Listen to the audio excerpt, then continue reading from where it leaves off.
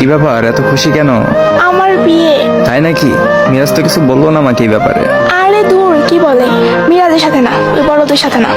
মানে? ওর মতো ফকিন্নিকে আমি বিয়ে করব? আমার বিয়ে তো সরকারি চাকরিজীবীর সাথে হবে।